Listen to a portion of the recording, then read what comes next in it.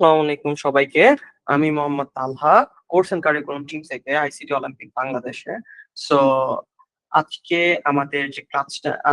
আমাদের যিনি ক্লাস নেবেন ভাইয়ার সম্পর্কে যদি একটু বলি, ভাইয়া হচ্ছে AKM আহসান ফরিদ ভাইয়া। ভাইয়া বর্তমানে রয়েছেন সিইও এট টেকক্রাফট। এছাড়া তিনি lecturer of ICT in Lions school and college of Rangpur, এবং ভাইয়া এর বাদেও রোবোটিক্স এবং আইওটির উপর এক্সপিরিয়েন্স রয়েছে। সো ভাইয়া আজকে আমাদের ক্লাসটি কন্ডাক্ট করবেন। ভাইয়া, আপনি কি আমাকে শুনতে পাচ্ছেন?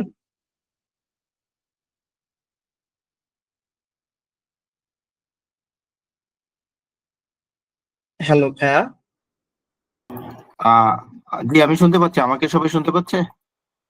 হ্যাঁ ভাই, আপনাকে শোনা যাচ্ছে। সো ভাইয়া, ইতিমধ্যে আপনাকে কোর্সটি দেওয়া হয়েছে, সো আপনি চাইলে ক্লাসটি শুরু করতে পারেন। ওকে, ওয়েলকাম সবাইকে। আমরা ক্লাসটা শুরু করে দিচ্ছি। আচ্ছা, আমার পাওয়ার পয়েন্ট দেখা যাচ্ছে কিনা আর আমার সাউন্ড শোনা যাচ্ছে কিনা একটু ক্লিয়ার করতে হবে। শোনা যায়। ওকে, ওয়েলকাম। আরে, এত ক্লাস করে কি হবে, আমরা একটু গল্প করি নাকি?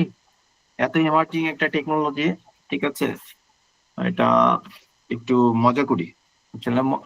থিওরিটিক্যালি সবসময় শুনতে ভালো লাগে না।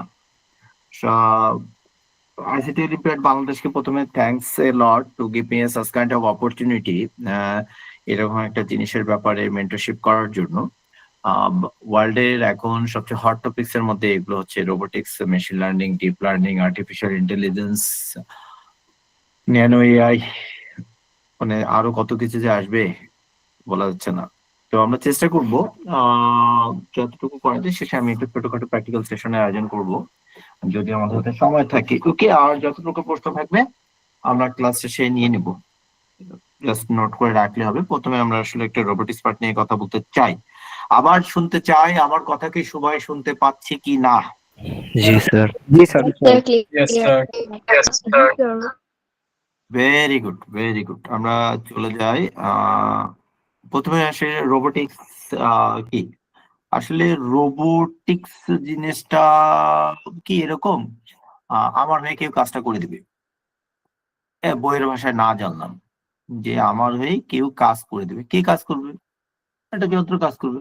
সেটা আমার মতো হতেও পারে, না হতে পারে, কিন্তু কাজ করে দেবে। তার মানে তার মধ্যে মেকানিক্যাল পার্ট আছে, কারণ যান্ত্রিকতা না থাকলেও তো সেটা কাজ করতে পারবে না। ঠিক আছে, এই জন্য বলছি রোবট হলে এমন একটি স্বয়ংক্রিয় যন্ত্র যা মানুষের মতো করে কাজ করতে পারে।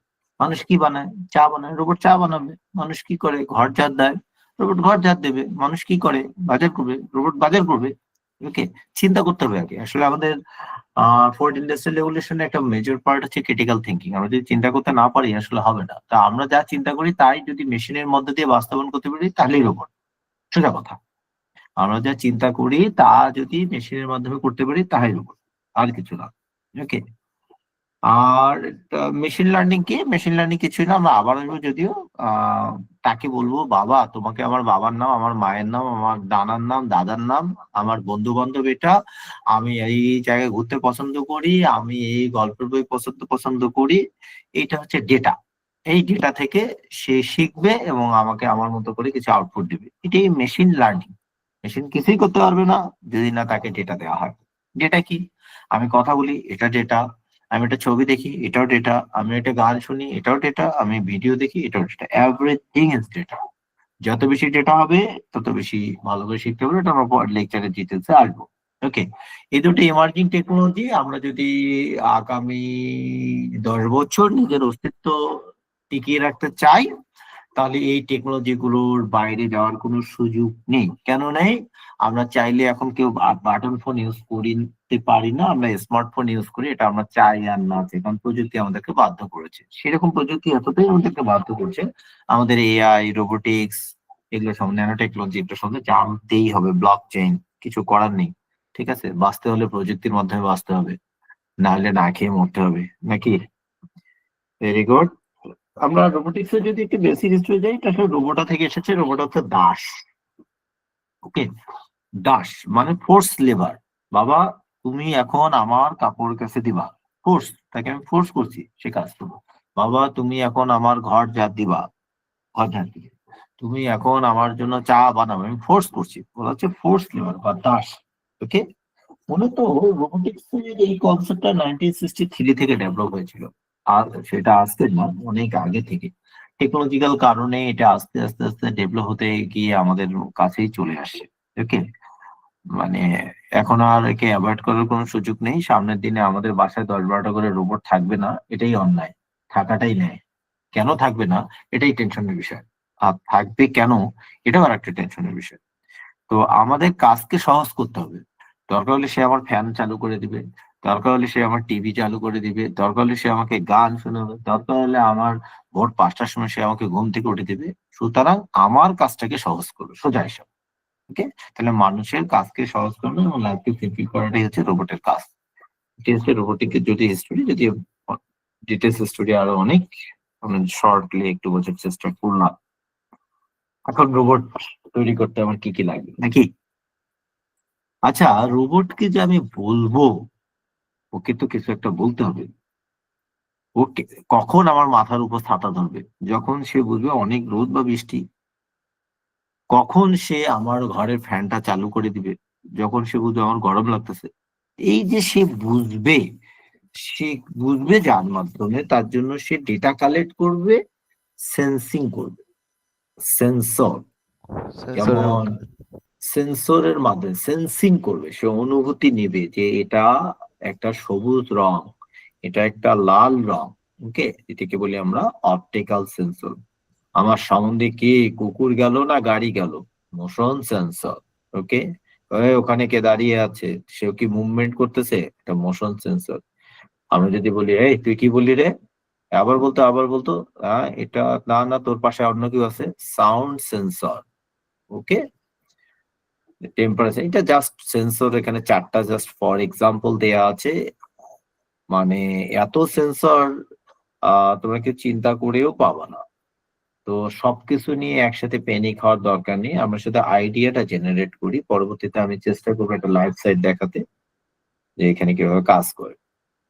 ওকে, আর একটা হচ্ছে যে এই সেন্সরের মাধ্যমে একটা ডিভাইস যেটা কালেক্ট করলো, সে কি করবে, কিভাবে করবে, তার জন্য প্রোগ্রামিং লাগবে এবং কাজ করার জন্য প্রসেসর লাগবে। তাহলে প্রসেসর কি করবে, ওই যে সেন্সরের কাছ থেকে ডেটা নিয়ে ডেটা অ্যানালাইসিস করবে। ডেটা অ্যানালাইসিস করে বলবে ভাই তোমার তো এখন ফোন ছাড়ার সময় হয়ে গেছে, ফোনটা একটু অন করো, মোবাইলটা একটু রাখো, বা ফ্যানটা একটু চালু করো, বা এসিটা একটু বন্ধ করো। তার মানে সে ডিসিশন মেকিং করবে। এই ডিসিশনটা সে কিভাবে মেকিং করবে, সে ডেটা কালেক্ট করার মাধ্যমে, অথবা প্রি ডিফাইন্ড ডেটা, আগে থেকে ডেটা করে দেওয়ার মাধ্যমে। এখন সেটা যদি মেকানিক্যাল কোনো কাজ হয়, তাকে তো ওই রান্নাঘর থেকে আমার রুমে এসে ফ্যানটা বন্ধ করতে হবে, তাকে তো 10টা প্লেট তুলতে হবে, সে তো আমার বাজারে ব্যাগটা নিয়ে নিচে নামবে, বা একটা চালের বস্তা নিয়ে উপরে উঠবে। তার মানে সে অ্যাকচুয়েটর ইউজ করবে। ওকে, সে এই কন্ট্রোল সিগন্যাল প্রেরণ করে সে যে মেকানিক্যাল কাজটা করবে, ঠিক আছে, কাজটা সম্পন্ন করে অ্যাকচুয়েটর। এখন বিভিন্ন ধরনের অ্যাকচুয়েটর আছে, যেমন মোটর এক ধরনের অ্যাকচুয়েটর, যেটা কিনা রোবটকে এক জায়গা থেকে আরেক জায়গায় নিয়ে যেতে সাহায্য করবে। তোমার যদি মনে হয় যে না আমার 10 কেজি বস্তা চাল উপরে ওঠানো দরকার, অবশ্যই তোমার হাইড্রোলিক সিস্টেম লাগবে।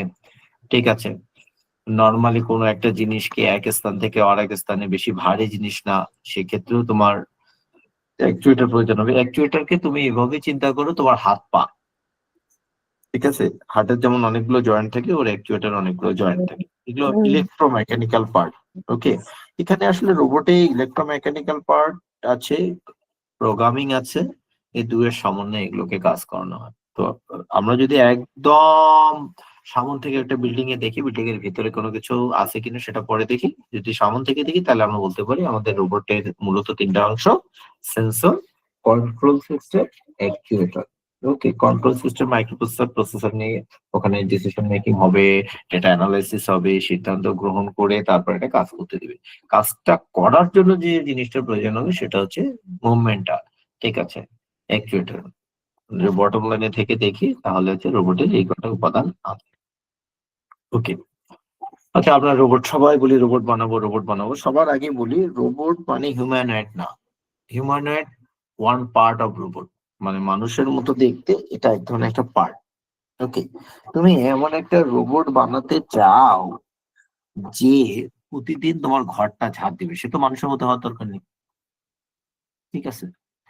তুমি এমন একটা রোবট বানাতে চাও যে কিনা তোমাকে প্রতিদিন ভোর 5টায় ঘুম থেকে ডেকে তুলবে, অ্যালার্মিং সিস্টেম। ওকে, কাজে তাকে তো হিউম্যানয়েড হওয়ার দরকার নেই। ওকে, তাকে তো হিউম্যানয়েড হওয়ার দরকার নেই। এই জন্য প্রপার ডিজাইনটা ধরতে হবে, তোমার ডিজাইনটা বুঝতে হবে আগে, যে তুমি কি করতে চাও, এই পরিকল্পনাটা, প্ল্যানিংটা তোমার মধ্যে থাকতে হবে।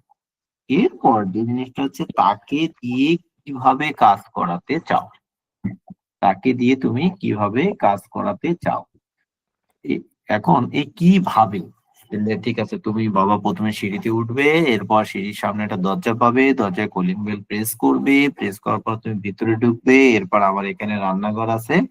এই যে তার দ্বারা তুমি ফাংশন গুলো কমপ্লিট করবে, এর জন্য তোমার লাগবে প্রোগ্রামিং, যে তাকে কিভাবে কাজ করাবে। ওকে, এখন এই প্রোগ্রামিং করার পর এটি ঠিক মতো কাটছে কিনা দেখা যাচ্ছে, তাকে রান্নাঘর দেওয়ার পরিবর্তে সে ড্রয়িং রুমে গিয়ে বসে আছে, তাহলে কি আর হলো? এটা তো হলো না। এই জন্য বলা হচ্ছে টেস্টিং অ্যান্ড ডিবাগিং। বাগ থেকে এসেছে ডিবাগ, বাগ মানে সমস্যা, ডিবাগ মানে সমস্যা দূর করা। ওকে, তো যদি সে রান্নাঘরে যাওয়ার পথে ড্রয়িং রুমে গিয়ে বসে থাকে, তাহলে তার প্রোগ্রামিং এ এরর আছে, প্রোগ্রামিং এর বাগ আছে, প্রোগ্রামের বাগটা ঠিক করতে হবে, ফিক্সিং করতে হবে। এই জন্য টেস্টিং অ্যান্ড ডিবাগিংটা খুবই ইম্পর্টেন্ট। প্যারালালি তোমার যে ধরনের রোবটটাকে তুমি ডেভেলপ করতে চাও, সেই ধরনের রোবট তৈরি করতে গেলে তোমার কি কি কম্পোনেন্ট, এটাকে বলা হয় হার্ডওয়্যার লিস্ট। ওকে, তোমার কি কি কম্পোনেন্ট, সেই কম্পোনেন্ট গুলো, যেমন তোমার ডেভেলপমেন্ট বোর্ড লাগবে, তোমার সেন্সর লাগবে, তোমার জাম্পার কেবল লাগবে, তোমার মোটর লাগবে, তোমার পিআই এর মোশন সেন্সর লাগতে পারে, এক্সেট্রা। এই জন্য টু ডু লিস্টটা কমপ্লিট করে নিতে হবে, যে আমার কি কি কম্পোনেন্ট কালেক্ট করতে হবে। ওকে, এরপর তুমি ডেভেলপমেন্ট বোর্ডে গিয়ে ওই সেন্সর গুলোর সাথে, মোটরের সাথে, সোনার সেন্সর হতে পারে, পিআই মোশন সেন্সর হতে পারে, মোটর হতে পারে, এক্সেট্রা, এগুলোকে তুমি কানেক্টিভিটি কমপ্লিট করবে। ওকে, কানেক্টিভিটি কমপ্লিট করার পর তুমি ওর মধ্যে প্রোগ্রামিংটা চালাই দিবে, চালাই দিয়ে দেখবে এটা ঠিক মতো কাজ করছে কিনা। ওকে, তো বিষয়টি আমরা যদি এভাবে চিন্তা করি তাহলে খুব সহজ। দেখো, আমি নর্মালি চিন্তা করি যেভাবে, আমি আমার মতো করে বলি, আমি কাচ্চি বিরিয়ানি খাবো, কাচ্চি বিরিয়ানি খাবো, এটা আমার পরিকল্পনা। এখন কিসের কাচ্চি বিরিয়ানি খাবো, এটা খাসির খাবো, না গরুর খাবো, না অন্য কিছু মুরগি খাবো, এটা। এখন এটা করতে গেলে কি কি করতে হবে, কাচ্চি বিরিয়ানি কিভাবে করবে, এটার জন্য আমার উপকরণ লাগবে। কি কি লাগবে? আমার চাল লাগবে, ঘি লাগবে, মাংস লাগবে, এক্সেট্রা, যা যা লাগবে। ঠিক আছে, নির্বাচন হয়ে যাওয়ার পর আমরা এইগুলোকে কোনটার পর কোনটা মিক্স আপ করবো। ওকে, এটা হচ্ছে সেন্সর আর মোটর সংযোগ। তারপর আমরা এটাকে প্রক্রিয়াজাত করার জন্য আমরা এটাকে চুলায় উঠালাম, এবং উঠানোর পর দেখলাম এটি ফ্লেভার আসছে কিনা, ঠিক আছে, সিদ্ধ হয়েছে কিনা, ঠিক আছে। এই কাজগুলো করার পর তারপর না আমি এটাকে খাবো। তার মানে আমার পরীক্ষায় ডিবাগিং করতে হবে, ডিবাগিং করার পর। তো আমরা মানুষরা যেভাবে চিন্তা করি, আসলে তুমি যখন এ ধরনের টেকনোলজি নিয়ে কাজ করো, তোমাকে চিন্তা করতে হবে। এই পার্টটাকে আমি সাধারণত বলি ক্রিটিক্যাল থিঙ্কিং। কি বলি? ক্রিটিক্যাল থিঙ্কিং, চিন্তা করতে হবে, মানুষের মধ্যে চিন্তা করার ক্যাপাসিটিটা থাকতে হবে, নাহলে সমস্যা। তো ভেরি সিম্পল ওয়েতে তোমাকে এইভাবে চিন্তা করতে হবে। আমার কথা কি বোঝা যাচ্ছে? জি জি স্যার। স্যার। Very good. রোবটের বাস্তব জীবনের ব্যবহার আসলে কোথায় নাই, এটা চিন্তা। জার্মানির অটোমোবাইল ইন্ডাস্ট্রি গুলো পুরোটাই রোবটের উপর বিশেষ করে। অ্যামাজনের যে ওয়্যার হাউস আমেরিকা, এই প্যাকেজিং থেকে শুরু করে ডেলিভার, গাড়িতে উঠানো পর্যন্ত পুরোটাই রোবট। ফার্স্ট ওয়ার্ল্ড কান্ট্রি গুলোতে এখন সার্জারি করছে রোবট। ঠিক আছে, আমি ছোট্ট একটা উদাহরণ দিই। রিসেন্টলি চায়না একটা ইনোভেশন করেছে, তারা একটা রোবট বানিয়েছে, যে রোবটটা একটা টয়লেট, তুমি টয়লেটের ভিতরে প্রবেশ করবে, আর তুমি টয়লেট সম্পন্ন করার পর তোমার যে ইউরিন আছে, সেই ইউরিনটা তোমার ধরো ওখানে একটা প্যান সিস্টেম আছে, হাই কমোড বা লো কমোড যেটাই হোক, ওর উপর যখন ইউরিনটা পড়বে ওই ইউরিন থেকে সে ডেটা কালেক্ট করে তোমার ইউরিন রিপোর্ট জেনারেট করে তোমার ডাক্তারের কাছে পাঠিয়ে দেবে। Can you imagine? আমরা কি চিন্তা করতে পারছি টেকনোলজি কোথায় গিয়ে অ্যাডপশন হয়েছে? ওকে, তোমার একটা চেয়ার আছে, তার আরেকটা যে দেখলাম তার একটা চেয়ার বলছে তুমি এই চেয়ারে বসবা, চেয়ারে বসার সাথে সাথে তোমার হার্টবিট, তোমার ওয়েট, তোমার প্রেসার, সব ডেটা অটোমেটিকলি সিস্টেমের মধ্যে চলে যাবে। ওটা একটা রোবট। অথচ অন্যান্য দেশে স্যার, বিশেষ করে আমাদের দেশে উদাহরণ হিসেবে বলতে পারি, এর জন্য আলাদা করে হসপিটালে গিয়ে কতই না পরীক্ষা করতে হয়, তারপর রাইট রাইট একদম। আসলে এটা আমাদের যে কোনো ক্ষেত্রে আসলে ইএসআই ইলেকট্রনিক হেলথ রেকর্ডের ক্ষেত্রে এটা আসলে খুব, আর গৃহস্থলীর ক্ষেত্রে তো আমরা বেশি না 2-3-4 বছরের মধ্যে আমাদের কাজের লোকের দরকার হবে না। আমরা যাব কম্পিউটার মার্কেটে যাব, যে বলবো ভাই আমার একটা ঘর ঝাড়ু দেওয়া রোবট দেন, রান্না করার রোবট দেন, ঠিক আছে। এটা কারণ অটোনোমাস সিস্টেম এত বেশি ডেভেলপ করে যাবে না, আসলে খুব টাফ সামনের দিনগুলো প্রযুক্তির এত কল্যাণ। এই জন্য তো আইসিটি অলিম্পিয়াড বাংলাদেশকে আমি স্পেশালি ধন্যবাদ জানাই যে এই ধরনের ইমার্জিং টেকনোলজি গুলো নিয়ে তারা কাজ করছেন এবং আমাদের প্রাইমারি থেকে শুরু করে কলেজ ইউনিভার্সিটি পর্যন্ত স্টুডেন্ট গুলোকে কানেক্ট করছেন। আসলে এটা একটা খুব ভালো পদক্ষেপ, কারণ আমাদের স্মার্টফোন আছে আমরা কিন্তু জানি না ওকে কিভাবে কাজ করতে হয়। যাই হোক, আমি একটা সাইটে চলে যাব পরের শেষের দিকে। এরপর আসি মেশিন লার্নিং। যেহেতু ডেডিকেটেডলি আমি রোবট আর মেশিন এআই নিয়ে কাজ করি, আমার খুব পছন্দের একটা টপিক মেশিন লার্নিং।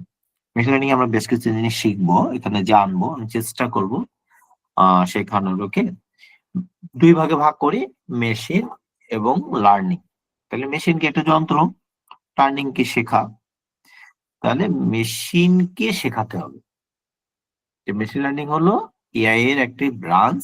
এর কেন ব্রাঞ্চ আমরা বলছি, আমরা যদি বটম লাইন থেকে দেখি, প্রথমে দেখবো এআই, তারপরের ভিতরে যদি চাই মেশিন লার্নিং, একেবারে ভিতরে যদি চাই ডিপ লার্নিং।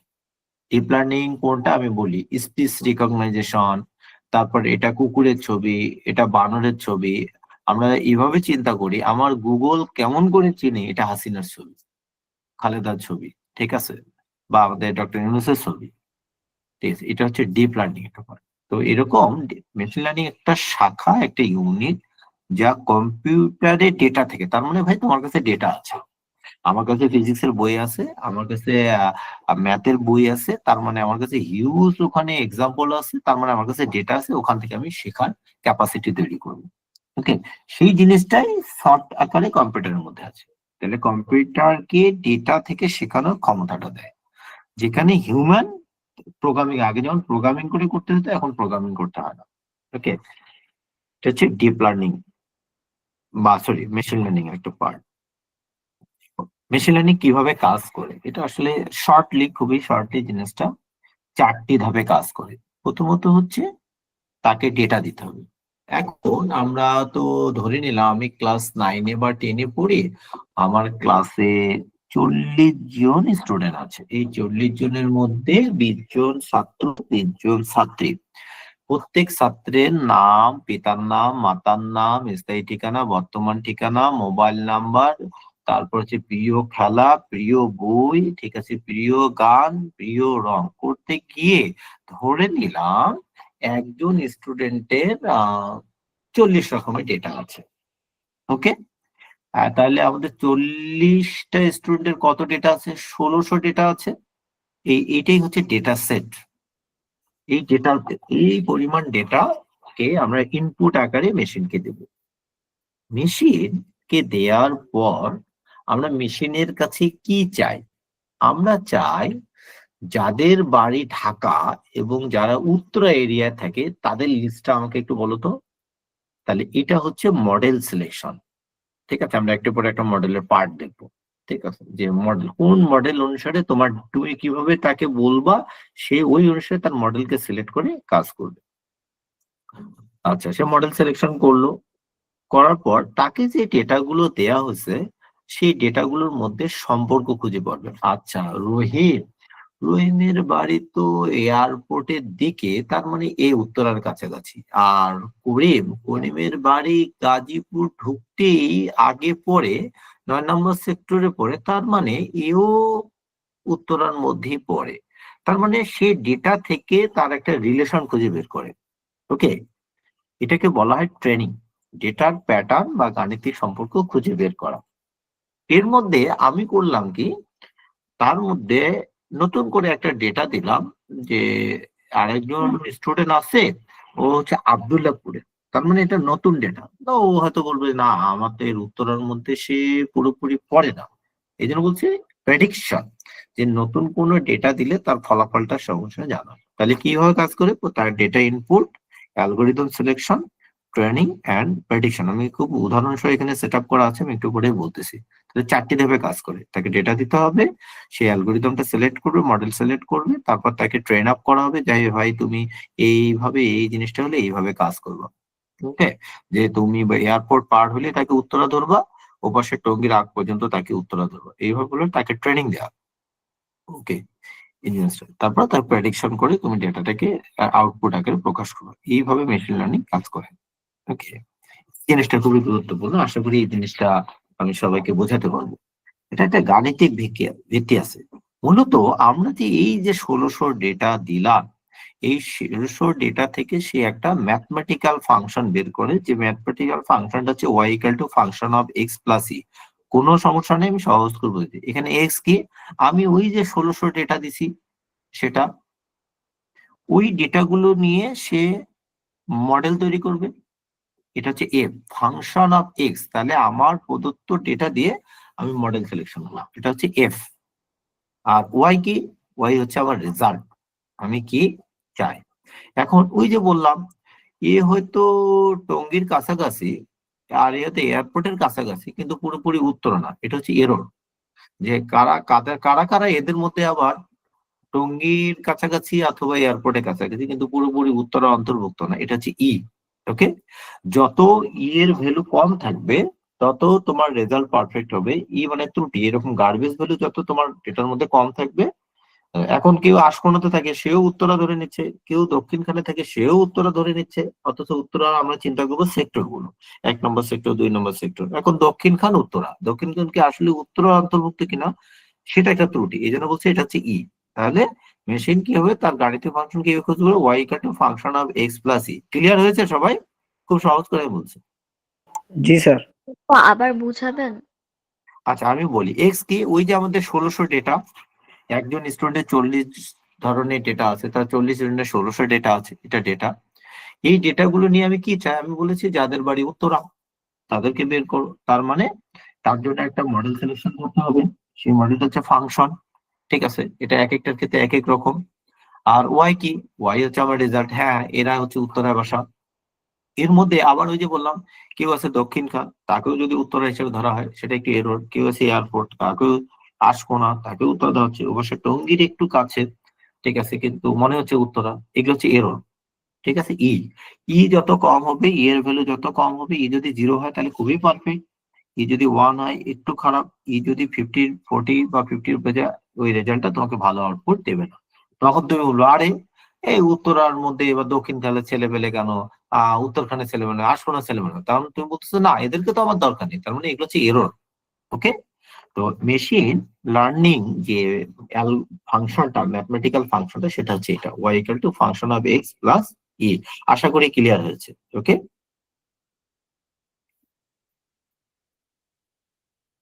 এখন এই মেশিন লার্নিং কত ধরনের, এটা খুব ভালোভাবে বুঝি। 3 ধরনের, একটা হচ্ছে সুপারভাইজ লার্নিং, একটা হচ্ছে আনসুপারভাইজ লার্নিং, একটা হচ্ছে রিইনফোর্সমেন্ট লার্নিং। খুবই ইম্পর্টেন্ট, খুবই ইম্পর্টেন্ট, খুবই ইম্পর্টেন্ট, কারণ মেশিন তার মডেলকে সিলেক্ট করে এই 3টার উপর ভিত্তি করে। ওই যে ফাংশন, ঠিক আছে, সে সুপারভাইজ ওয়েতে যাবে নাকি আনসুপারভাইজ ওয়েতে যাবে নাকি রিইনফোর্সমেন্ট ওয়ে যাবে, মডেল এম। প্রথমে আসি সুপারভাইজ। এই সুপারভাইজ লার্নিংটা হচ্ছে কি, এখানে সব বলে দেওয়া থাকে। এ হচ্ছে ক্লাস 9-এ পড়ে, এ হচ্ছে ক্লাস 7-এ পড়ে, ওর বাড়ি উত্তরা, ওর বাড়ি দক্ষিণখান, ওর বাড়ি টঙ্গী, সব বলে দেওয়া থাকে, সব লেবেলিং করা থাকে।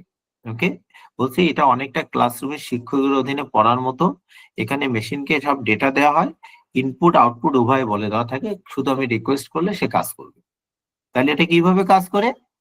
এখানে মেশিনকে আগে শেখানো হয়, দেখো এরা হচ্ছে 4 নম্বর সেক্টরে, এরা হচ্ছে 5 নম্বর সেক্টরে, এরা হচ্ছে 9 নম্বর সেক্টরে, এরা হচ্ছে 10 নম্বর সেক্টরে। ওকে, 4 নম্বর সেক্টরে কারা? যারা ক্লাস 7-এ, 5 নম্বর সেক্টরে কারা? যারা ক্লাস 8-এ, আর 6 নম্বর সেক্টরে কারা? যারা ক্লাস 9-এ।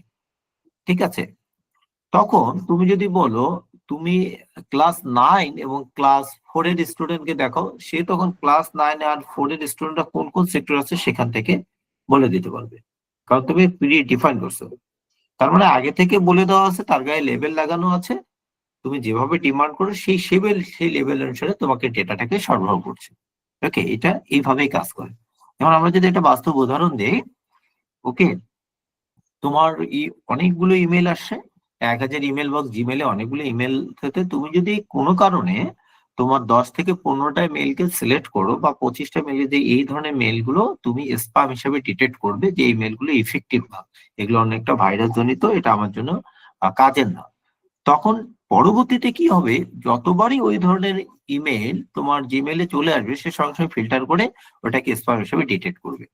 আর যেগুলো এর বাইরে থাকবে সেগুলোকে বলবে নট স্প্যাম। তার মানে কি, তুমি লেভেলাইজ করে দিছো যে এই ধরনের ইমেল আসলে তুমি স্প্যাম হিসেবে ডিলিট করবে, আর এই ধরনের করলে আসলে যেটা তোমার দরকার সেটাকে নোটিফিকেশন দেবে। সে তখন কি করবে, যেহেতু লেভেলাইজ তুমি আগেই করে দিছো, তাকে অ্যালগোরিদম বলে দিয়েছো এভাবে কাজ করবে, সেই অনুসারে তোমার মেলগুলোকে ফিল্টার করে ফেলবে। এটা হচ্ছে একটা বেস্ট বাস্তব উদাহরণ। কি বোঝা গেছে জিনিসটা? জি স্যার। কিন্তু আমরা যদি আনসুপারভাইজড ওয়েতে যাই, আনসুপারভাইজড বলছে ভাই এখানে কোনটা লেভেল থাকবে না, এরকম আগে থেকে কোনো তোমার কাছে ডেটা আছে, কোনো লেভেল দেওয়া নাই, তুমি তোমার বুদ্ধি থাকলে এটা করো, নাইলে করবো না। ওকে, মেশিন তখন করে কি জানো, মেশিন তখন ডেটাগুলোকে সেগ্রিগেট করে। ফর এক্সাম্পল, এগুলো হচ্ছে পিতার নাম, এগুলো হচ্ছে মাতার নাম, এগুলো হচ্ছে তার নিজের নাম, নিজে থেকে করবে, নিজে থেকে এগুলোকে ক্লাস্টার বা বিভিন্ন অংশকে ভাগ করবে। ওকে, কি বলছে, ডেটার বৈশিষ্ট্য বিশ্লেষণ করে। এখন তুমি প্রথমে তোমার লেখছো যে আমার নাম রহিম, বাবার নাম আবুল, আমার মায়ের নাম হচ্ছে রহিমা। ওকে, তো তখন যদি যে রহিমা, করিমা, জামিলা, এটা একটু তো ফিমেল ফিমেল মনে হচ্ছে, তাহলে এগুলো মনে হয় তাদের মাতার নামের ক্যাটাগরি হবে।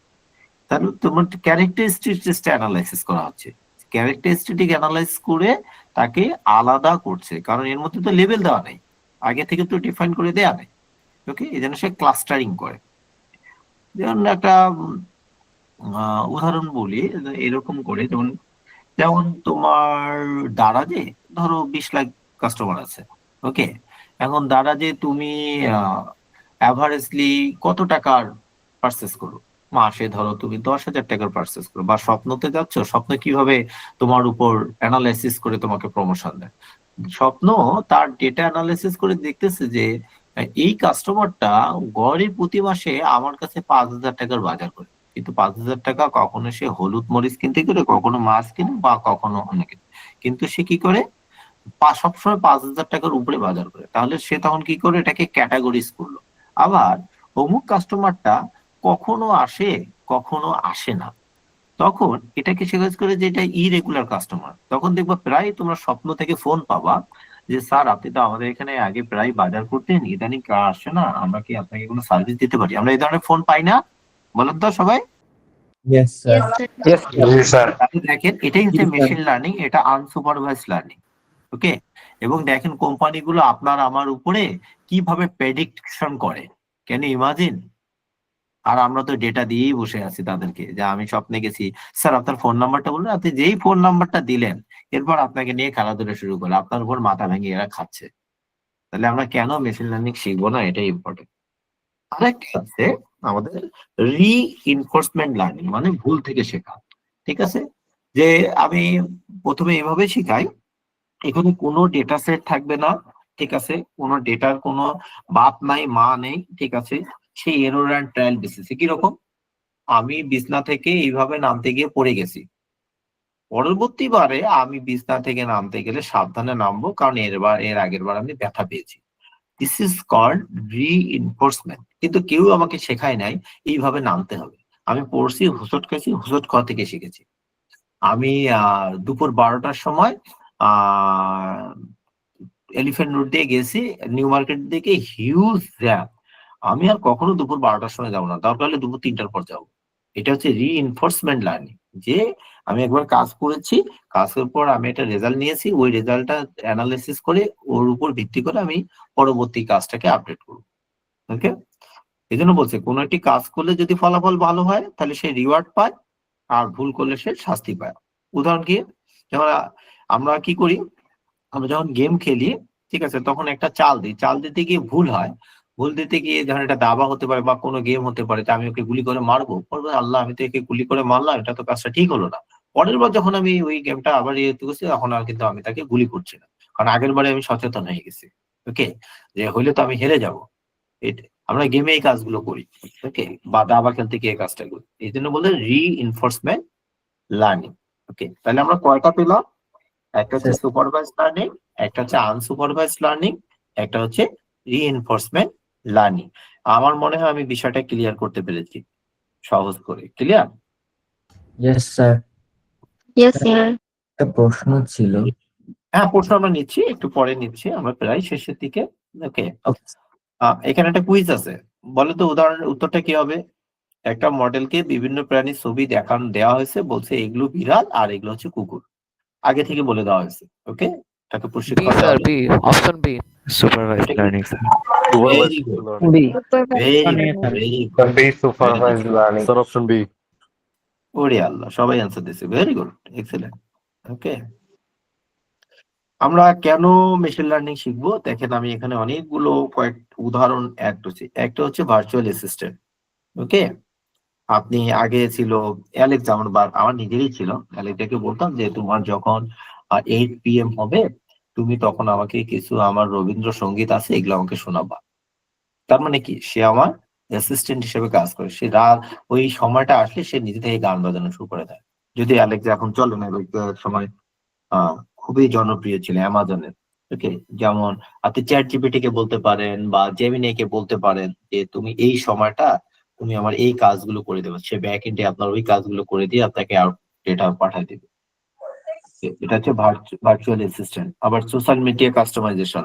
ওকে, আপনি কোন রংটাতে ক্লিক করছেন, আপনার বন্ধুর গ্রুপের মধ্যে কারা কারা আছে, আপনি একটা জ্যাকেটের অ্যাডভার্টাইজমেন্ট যাচ্ছে, কোন জ্যাকেটটা আপনি শুধু একবার ক্লিক করেন না, এরপর বাকিটুকু আপনার কাছে নোটিফিকেশন আসতে থাকবে আসতে থাকবে আসতে থাকবে, রিকমেন্ডেশন কি আসে কিনা বলেন তো?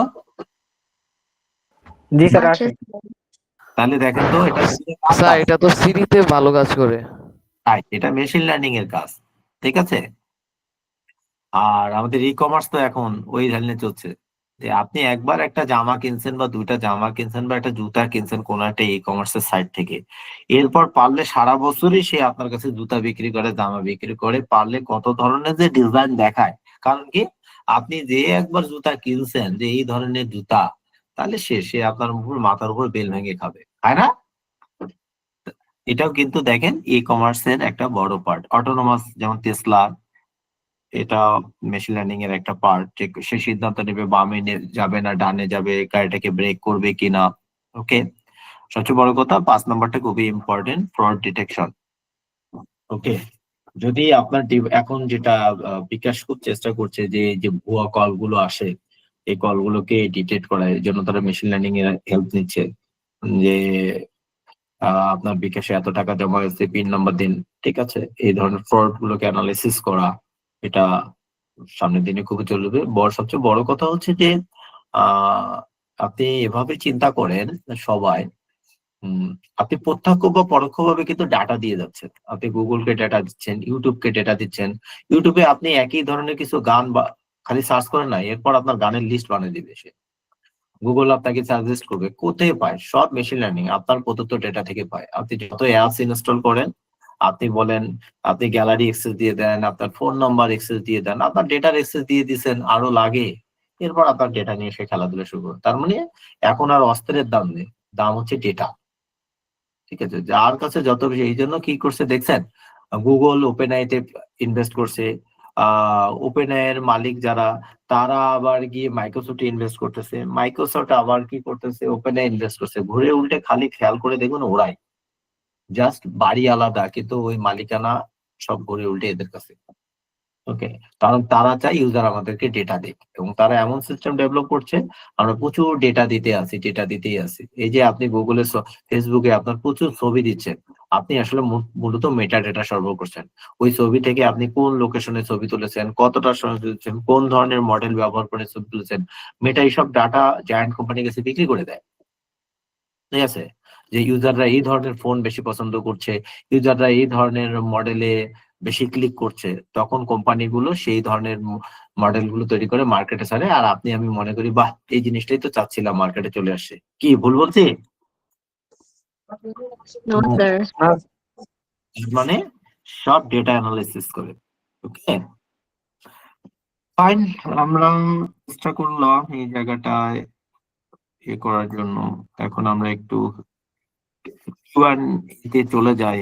ওকে, করতে পারেন যে যার মতো করে মনে হয়।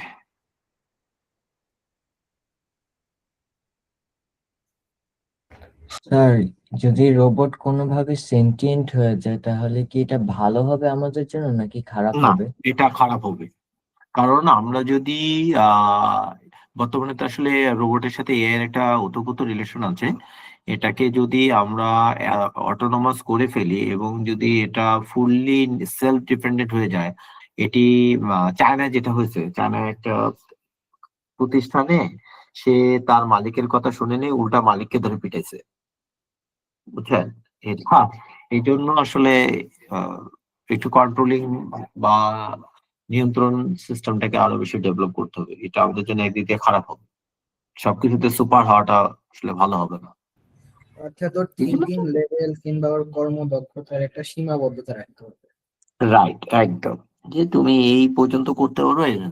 কিন্তু সমস্যা কি জানেন, আমরা আসলে ওই ইনোভেশনের শেষ নাই, আমরা কত ভালো ইনোভেটেড করতে পারি। এখন আমি একটা জায়ান্ট কোম্পানি ওয়ার্ল্ডের, আমার কাছে 2 ট্রিলিয়ন ডেটা আছে। তা আমি ডেটা দিয়ে করতেছি কি, আমি x country, y country, z কান্ট্রিতে সাইজ করব, বুঝছেন? কি করুন, কিছু করার আছে? ওয়ার্ল্ডে তো এটাই চলতেছে। আজকে স্যার, আমি আমার দেখলাম গুগল ওপেন আই ইনভেস্ট করবে, আমি একটা নিউজ দেখলাম। চিন্তা করছেন, গুগল ওপেন আইতে ইনভেস্ট করবে।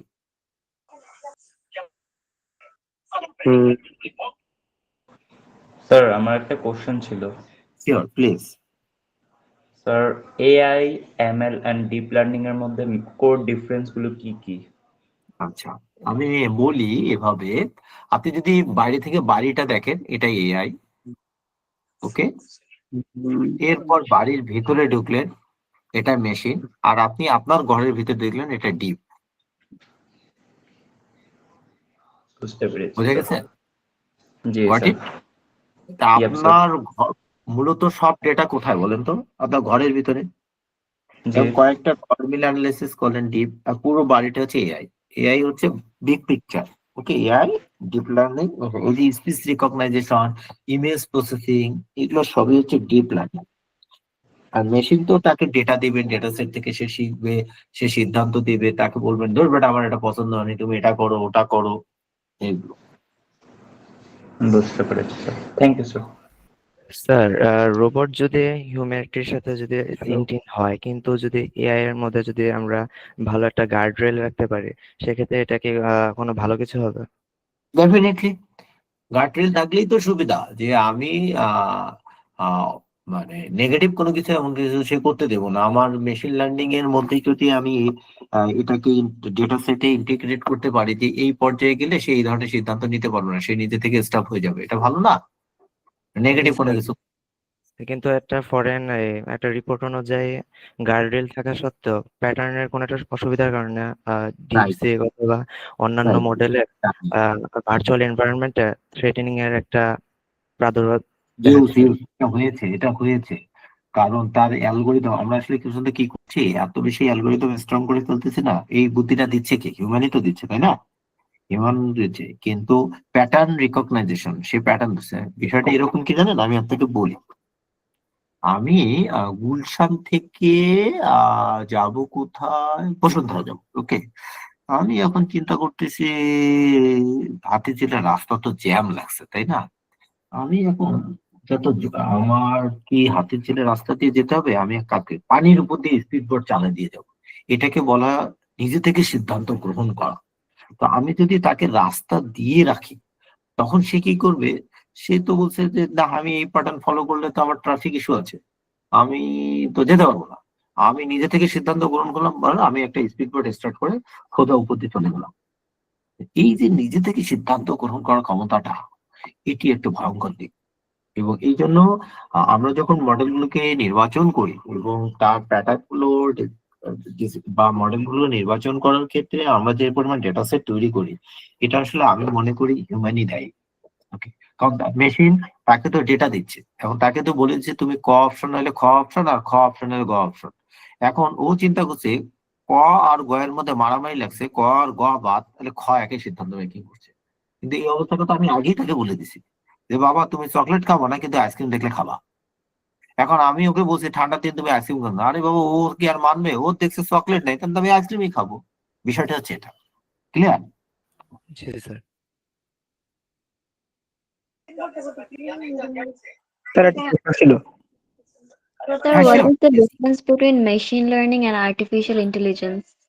ওই যে একটু আগে বললাম, আর্টিফিশিয়াল ইন্টেলিজেন্স কে আমরা দেখবো বিগ পিকচার হিসেবে। হ্যাঁ, আমরা যদি বাড়িটাকে দেখি, এআই হচ্ছে আমব্রেলা। এই আমব্রেলার ভিতরে একটা ব্রাঞ্চ হচ্ছে মেশিন লার্নিং, আর একটা ব্রাঞ্চ হচ্ছে ডিপ লার্নিং। ওকে, ডেটাকে যদি খুব স্ট্রংলি রিকগনাইজ করতে হয় এবং স্ট্রংলি ডিসিশন মেকিং করতে হয়, তাহলে ডিপ লার্নিং। আর ডেটা সেট থেকে ডিসিশন মেকিং করে প্যাটার্ন রিকগনাইজ করে আউটপুট দেয়া, এটা হচ্ছে আমার মেশিন লার্নিং। ওকে, আর এটাকে বাইরে থেকে যদি আমরা দেখি, ওভারঅল গায়ে একটা জ্যাকেটের মতো, এটা হচ্ছে AI, artificial intelligence. Okay, layer by layer আছে। স্যার এই যে linear regression, decision linear tree, regression, এটা একটা, হ্যাঁ, লিনিয়ার রিগ্রেশন। এগুলো কি স্যার? মানে এটা করতে গেলে শিখতে হবে। হ্যাঁ, আমরা ওই যে একটা ফাংশন বললাম না, y equal to fx plus E. Okay, এটা আপনারা মনে হয় সবাই এখন কোন ক্লাসে, 9-10-এ? জি স্যার, আমি ক্লাস 10 এ। আচ্ছা, ফাইন। আপনাদের কি ফাংশন আছে? আমরা 9 এ, মানে 9 না স্যার আছে, ফাংশন আছে, অ্যালজেব্রা ফাংশন আছে। জি স্যার আছে, ফাংশন আছে আমাদের। আচ্ছা, অ্যালজেব্রা ফাংশন আসলে এই ফাংশনটা থাকার কথা, y equal to fx plus E বা সি। হ্যাঁ, যে আপনি এক্স এর ভ্যালু যত চেঞ্জ করবেন, ওয়াই এর রেজাল্ট তত পরিবর্তন হবে। ক্লিয়ার? জি স্যার। এক্স এর ভ্যালু যত চেঞ্জ করবেন, ওয়াই এর ভ্যালু তত পরিবর্তন হবে। আবার এই ওয়াই এর ভ্যালুটা আবার কতটুকু পারফেক্ট হবে সেটা ডিপেন্ড করে ওই ই এর উপর, আমার এরর কি পরিমাণ আছে। ঠিক আছে? তো এই অ্যানালাইসিসটা, এই যে লিনিয়ার রিগ্রেশন যে জিনিসটা আপনারা বললেন না, এটা একটা ম্যাথমেটিক্যালটা, এবং এটা শেখা খুব জরুরি। কারণ আমরা দেখছি এই এআই বলি, মেশিন লার্নিং বলি, কেন ভালো করি না জানেন? আমরা ভালো করি না কারণ হচ্ছে আমরা ম্যাথে দুর্বল। আমরা কি করি জানেন? উত্তর দেখে অঙ্ক করি, ঠিক না? বা অঙ্ক দেখে উত্তর মিলাই। কিন্তু লিনিয়ার রিগ্রেশনটা কি? এটা স্ট্যাটিক্যাল মেথড, এটা প্রেডিকশন করবে। ঠিক আছে, সে প্রেডিকশন করবে আমার মধ্যে যে ডেটাগুলো দেয়া আছে, এই ডেটাগুলো সেট দিয়ে আমি কিভাবে সিদ্ধান্ত গ্রহণ করব, এবং আমার এই ডেটাগুলো কিসের উপর ডিপেন্ডেন্ট। যেমন আপনি যদি এসএসসি দিতে চান, আপনি কিন্তু আপনার পরিবারের উপর ডিপেন্ড না, আপনার প্রতিষ্ঠানের উপর ডিপেন্ডেন্ট। কিন্তু আপনি যদি ভালো খাবার খেতে চান, ভালো জায়গায় ঘুমাতে চান, আপনার জীবনযাত্রার মান উন্নয়ন করতে চান, এটা কিন্তু আপনি আপনার পরিবারের উপর ডিপেন্ডেন্ট হবেন। ওকে, এই যে ডিপেন্ডেন্সি গুলো আছে, ওকে, কোন সব মিলে আপনি একটা সেট তৈরি করছেন যে আমি এতটা থেকে এতটার মধ্যে স্কুলে যাব, এবং স্কুল শেষে আমি বাসায় ফিরবো, কারণ বাসায় আমার রিলেটেড ফাংশন আছে। তো linear regression is such kind of that. Okay, যে বেস্ট কোনটা, যে বলছে এটা বেস্ট ফিটটাকে ফাইন্ড করে এবং এররটাকে কমায় নিয়ে আসে। ওকে, এরর কাদের মধ্যে কমায় নিয়ে আসে? ওই যে আপনি প্রেডিকশন করলেন এবং আপনার কাছে অ্যাকচুয়াল ডেটা আছে, অ্যাকচুয়াল এবং প্রেডিকশন ডেটার মধ্যে একেবারে মিনিমাইজ করা, এরর ফ্রি হলে তো আরো ভালো। এই জন্য বলা এআই এর কোন একটা আউটকাম যদি 90% এর উপরে যায়, তখন ধরে না যে না বাবা, এটা মোটামুটি একটা ভালো আউটপুটের দিকে চলে আসে। ওকে, এখন এই জন্য বলা হয় যে এআই শিখতে গেলে যে আপনাকে কম্পিউটার সায়েন্স পড়তে হবে তা না। এখানে স্ট্যাটিক্স আছে, এখানে ম্যাথ আছে, এখানে প্রোগ্রামিং আছে, এখানে লজিক আছে। ওকে, শুধুমাত্র যে প্রোগ্রামিং শিখে এআই শিখবেন তাও না, স্ট্যাটিক্স এখানে একটা major part. Clear? Sir F score মূলত কি? কোনটা? এফ স্কোর আমি অ্যান্সারটা ক্লিয়ার না, মেসেঞ্জারে লিখলে আমি একটু বলতে পারবো। লিনিয়ার রিগ্রেশনে কি ভ্যালুর ওয়েট গুলা থেকে কি ইনটেন্ট রিলেশন এগুলা বের করা? এক্স্যাক্টলি, কারণ ভ্যালু যত পরিবর্তন হবে ওর কিন্তু আউটকাম তত পরিবর্তন হবে। ওকে, এখন আমার বাড়িটা হচ্ছে 10 ফিট বাই 10 ফিট, তাই না? আমি কি এখানে ট্রাক ঢোকাতে পারবো? না না স্যার। পারবো না। তাহলে বলা হচ্ছে যে আবার আমার একটা একতলা বাড়ি দরকার। এখন এই বাড়িটার মূল্য হচ্ছে 1 কোটি টাকা হতে পারে, কিন্তু আমি 10 লাখ টাকা নিয়ে একটা একতলা বাড়ি খুঁজতেছি। এটা কি কোনো সম্পর্ক এটাকে পারফেক্ট করবে? না করবে না। লিনিয়ার রিগ্রেশন এই জায়গাটায় কাজ করে। হ্যাঁ, জি ওকে। স্যার। স্যার মেশিন লার্নিং এর মধ্যে ব্ল্যাক বক্স মডেলটা আসলে কি? ব্ল্যাক বক্স আসলে তো এটা এক বাক্যে বলাটা tough। আমি তারপরে বলার চেষ্টা করতেছি। হ্যাঁ, ঠিক আছে। এটা একটা নিউরাল নেটওয়ার্কের পার্ট, ঠিক আছে, যেখানে আমার ডেটা ইনপুট দিচ্ছে এবং ডেটা আউটপুট আসছে, কিন্তু মাঝখানে কি হচ্ছে এটা কি আমরা জানতে পারি বা দেখতে পারি?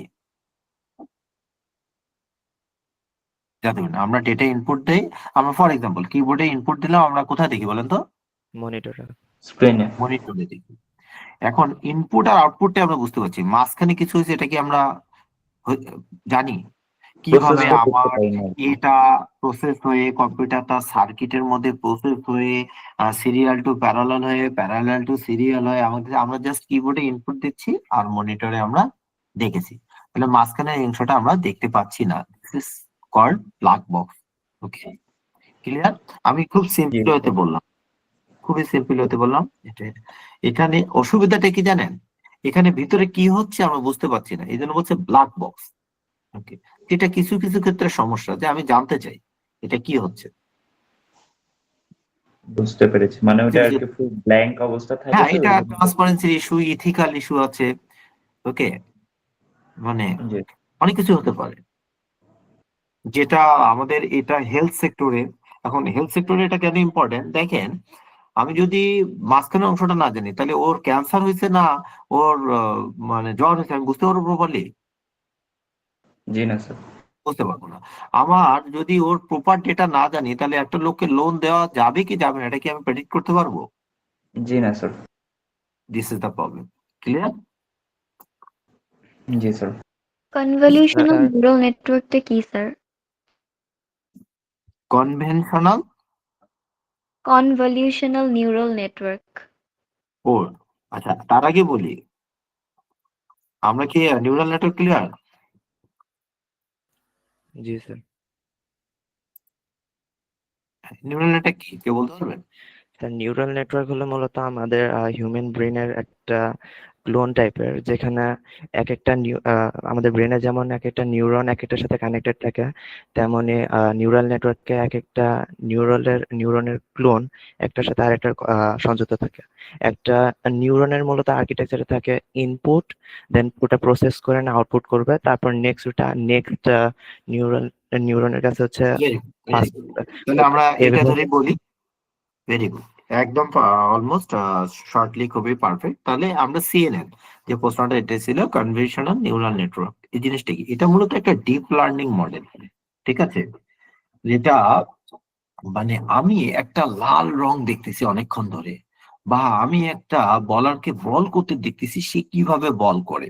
ওকে, সো এই বিষয়ে এক্সপার্টাইজ তৈরি হয়। যে ওই যে কয়দিন আগে টিভিতে দেখাচ্ছিল যে মোস্তাফিজ তার হাতের গ্রিপটাকে কিভাবে পরিবর্তন করে। তাই না? এটাকে অটোমেটিকলি অ্যানালাইসিস করা, যে আমরা যখন ছোট করে বলি যে একটা ছবিকে যখন জুম আপ করি তাহলে যে ছবির অনেকগুলো লেয়ার তৈরি হয়। ওকে, যেমন তার টেক্সচারটা কি রকম, তার প্যাটার্নটা ওখানে কি রকম আছে, তার শেপটা কি রকম আছে, এগুলো করা। ওকে, তাহলে এখানে মূলত হচ্ছে কনভেনশনাল লেয়ার, পুলিং এবং অ্যাক্টিভেশন, এই তিনটা নিয়ে একসাথে কাজ করে। যাতে সুবিধা হয় কি, এই ধরনের কাজগুলোতে ইমেজ ডিটেকশন, মানে কোন রকম একটা ছবি দেখেছি কিন্তু তার প্যাটার্ন রিকগনাইজ করে আমি বলতে পারি এই ছবিটা আসলে এনারই। ওকে, বা একটা ভিডিও অ্যানালাইসিস করে বলতে পারি এইখানে কি ঘটনা ঘটছে। যেমন আপনারা অবাক হবেন, এই যে আমাদের রিসেন্টলি কি হাদিকে মারা হয়েছে না, কি যেন একটা গুলির ঘটনা ঘটেছে, স্যার Yes, sir. মারা গেছে স্যার, সে মারা গেছে। জি স্যার। মারা গেছে। হ্যাঁ জি, মাত্র স্যার। জি স্যার। রিসেন্ট খবর। আল্লাহ মাফ করুক, ফেরেশতা ইয়ে করুক। দেখেন এইখানে কিন্তু মোটরসাইকেলটা প্রথমে ফেসটা ঠিক মতো বোঝা যাচ্ছিল না, পুরোপুরি জুম করলে ফেটে যাচ্ছিল। আপনারা অনেকেই ভিডিওটা দেখেছেন তাই না? জি স্যার। কিন্তু এই ইমেজটাকে কি পুরোপুরি রিকগনাইজ করা হয়েছে না, এই লোকটাকে, জি স্যার। মোটরসাইকেলটার নাম্বার কত, ঠিক আছে। This is the conventional neural নেটওয়ার্কের একটা পার্ট, এটা একটা ডিপ লার্নিং পার্ট। ওকে, যে ব্রেন কে একদম ওই জায়গায় অ্যাপ্লাই করে অডিও, সরি ছবি বা ভিডিওর মতো কোন ডেটাকে প্রসেস করা। দেখেন ওই ভিডিওটাকে সে প্রসেস করে আউটপুট বের করে দিচ্ছে, এই লোকটা সেটা। তাহলে কি হলো, conventional layer, pooling and activation. আমি শর্টলি বোঝাতে পেরেছি জিনিসটা? Yes, sir. ওকে,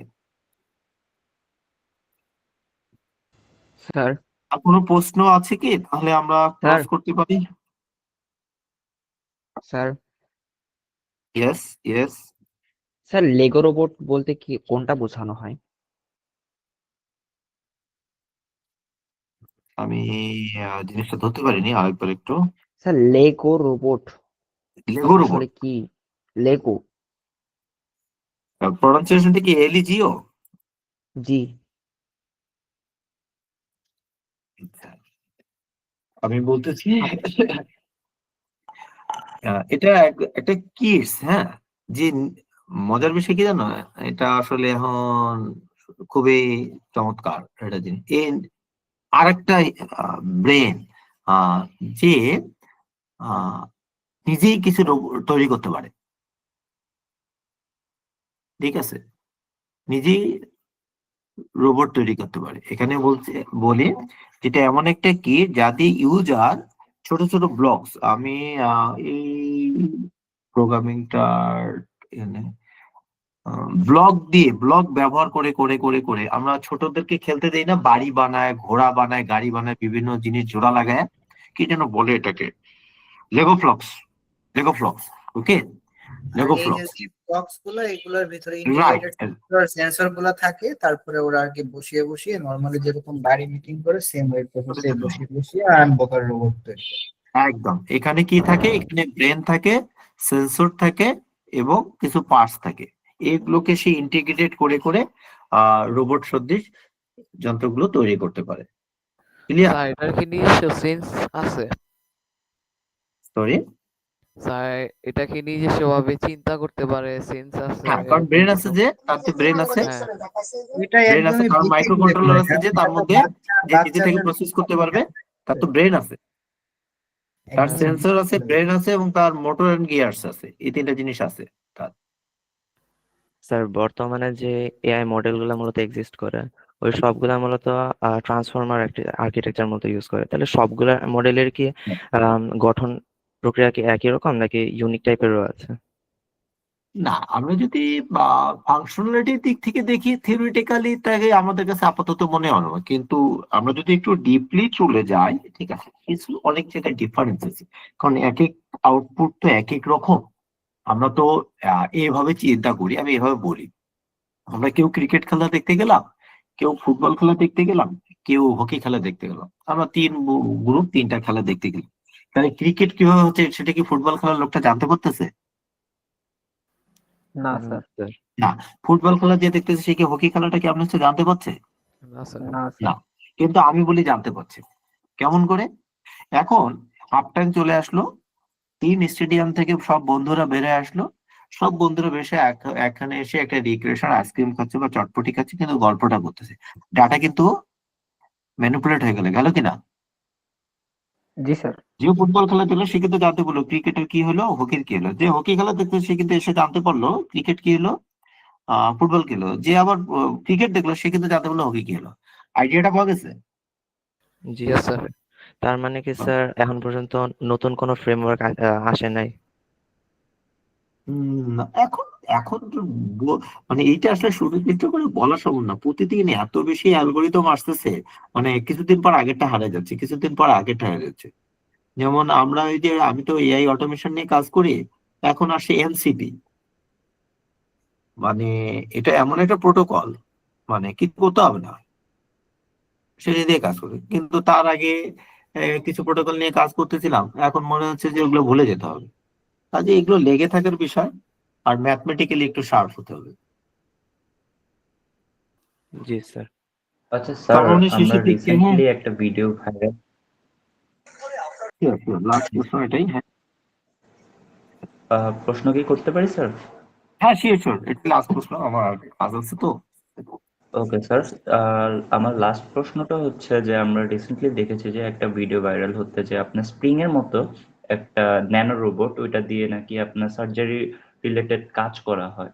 তো ওইটা এত পরিমাণে ছোট, ওইটার মধ্যে আপনার কোনো ট্রানজিস্টর বা প্রসেসর এরকম কম্পোনেন্ট রাখা তো মোর দেন ইম্পসিবল। আবার ওটাকে কন্ট্রোল কিভাবে করা হবে ওইটা নিয়ে একটু আমার কনফিউশন ছিল। মানে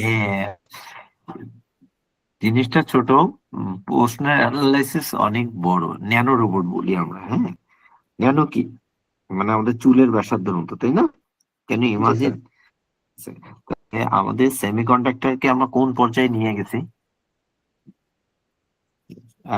ওই যে ইলন মাস্কের একটা প্রজেক্ট আছে, সে আমেরিকায় একটা অ্যাপ্লিকেশন করেছিল গভর্নমেন্টের কাছে, সেই হিউম্যানের মধ্যে ন্যানো রোবট ঢুকাই দেবে। তাহলে ওই হিউম্যান কিভাবে চিন্তা করতেছে, কি কি চিন্তা করতেছে, সে সবকিছু ডেটা কালেক্ট করতে পারবে। ওকে, তো ন্যানো টেকনোলজি এটার জন্য আসলে মূলত পার্ট হচ্ছে ন্যানো টেকনোলজি, ন্যানো পার্টিকেল, আমরা এটাকে বলি ন্যানো পার্টিকেল। ওকে, তো ন্যানো টেকনোলজি আর একটা ইমার্জিং টেকনোলজি আমাদের আইসিটি এবার ন্যানো টেকনোলজি দিয়েছে কিনা আমি জানি না, ঠিক আছে। ন্যানো টেকনোলজি সম্বন্ধে একটা ধারণা থাকতে হবে এবং এটা সম্ভব। ওকে, আমি এইভাবে বলি, আর একটু বড় পিকচার দিয়ে বলি, অত দূর না যাই। আমরা এমন কিছু ট্যাবলেট বের হয়েছে, একটা ট্যাবলেট খেয়ে 3 দিন পর্যন্ত 4 দিন পর্যন্ত থাকা যাচ্ছে না? জি স্যার। এই ওষুধটা খেয়ে, তার মধ্যে ওই ওষুধটার মধ্যে আহ এত ন্যানো পার্টিকেল গুলোকে এমন ভাবে ইন্টিগ্রেটেড করা হয়েছে যে শরীরের ডিমান্ড অনুযায়ী যেটা দরকার সেটা সে এতক্ষণ পর্যন্ত সরবরাহ করতে পারে। কেন ইমাজিন? হ্যাঁ, স্পেশালি আমাদের জন্য একটু কষ্ট হয়ে যাচ্ছে ইমাজিন করা। সেটাই। থ্যাংকস, ক্লাসটা আমারও নিজেরই খুব ভালো লাগলো। কোশ্চেন করলে সুবিধা হয়, মানে ডিসকাশন। আমি আসলে ক্লাস নিতে চাইনি, আমি আসলে মূলত একটা ডিসকাশন মূলক পর্যায়ে যেতে চাচ্ছিলাম। সবাইকে থ্যাংকস, সবাই পার্টিসিপেট করেছে। ভবিষ্যতে তো দেখা হবে আরো কোনো ক্লাসে। আর কারো যদি ব্যক্তিগতভাবে এআই, মেশিন লার্নিং এগুলো শেখার ইচ্ছা থাকে বা রোবোটিক্স হাতে কলমে শেখার ইচ্ছা থাকে, এটা আইসিটি অলিম্পিয়াড বাংলাদেশকে রিকোয়েস্ট করলে তারা এরকম ওয়ার্কশপের আয়োজন করবে বা ট্রেনিং সেশন আয়োজন করবে। তখন হয়তো দেখা হবে। ওকে, তো সবাইকে শুভরাত্রি, সবাইকে ধন্যবাদ। সবাই টেকনোলজি নিয়ে পড়ে থাক। ওকে, আসসালামু আলাইকুম। দেখুন sir. Thank you so much ভাইয়া, হ্যাঁ, আজকে এত সুন্দর একটা ইন্টারঅ্যাক্টিভ একটা সেশন দেওয়ার জন্য আইসিটি অলিম্পিক বাংলাদেশের পক্ষ থেকে আপনাকে অনেক অনেক ধন্যবাদ।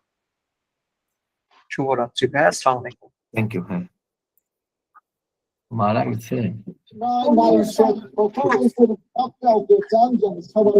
ভাইয়া আপনি চাইলে লিড নিতে পারেন।